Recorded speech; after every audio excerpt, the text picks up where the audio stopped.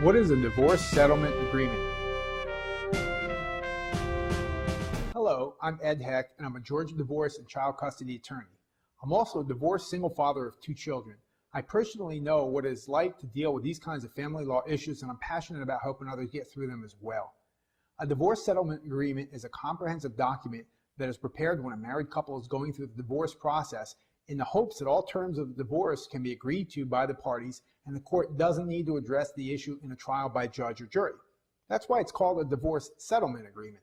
The settlement agreement is a very comprehensive document that sometimes also includes a parenting plan that deals with children's issues such as custody and parenting time, or it may only deal with the parties' money and property and incorporate by reference a separate document called a parenting plan that deals with all of the child custody and parenting time issues. The settlement agreement may be referred to as a property and financial settlement agreement, a marital settlement agreement, a collaborative settlement agreement, or any other variety of names, but a settlement agreement by any other name is still a settlement agreement. The document puts in writing all of the terms that the couple has agreed to for issues such as what will happen to the marital home and when and under what terms.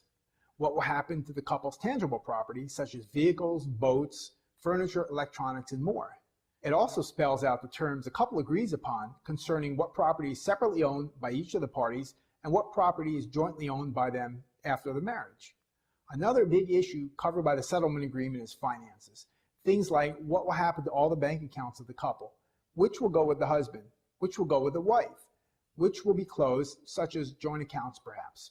The settlement agreement will also contain the terms for dividing retirement accounts as well. IRAs, 401ks, pensions, as well as non-retirement financial assets such as stocks, bonds, collectibles, maybe even precious metals such as physical gold that the couple may have in a safe deposit box. Another class of items the settlement agreement will deal with is debt.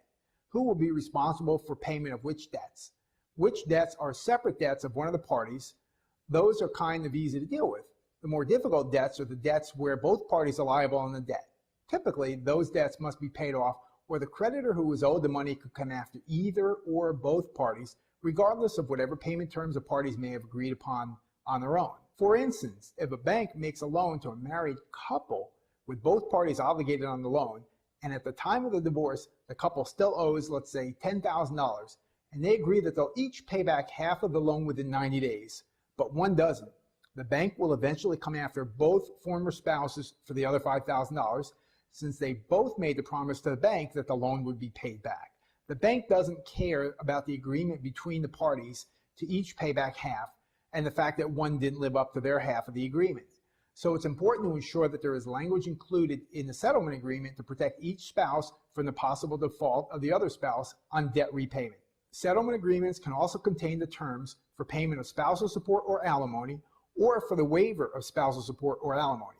The parties can also waive their right to modify an award of spousal support or alimony in the future, but such waiver language must be very specific and very clear in order to be effective. Sometimes some or all of the terms of a settlement agreement are reached by the parties prior to them obtaining legal representation. Sometimes terms are reached in negotiations between the attorneys, and other times the parties and their attorneys are able to reach agreement with the assistance of a mediator. I deal with these kinds of family law issues all the time in my practice, so call me at the number you see on your screen and we'll talk about your questions. You can also visit hectfamilylaw.com and fill out the Contact Us form. Thanks for watching. I'm always happy to speak with you, and please click like or share if you're seeing this video on YouTube or Facebook so that others will see this important information too.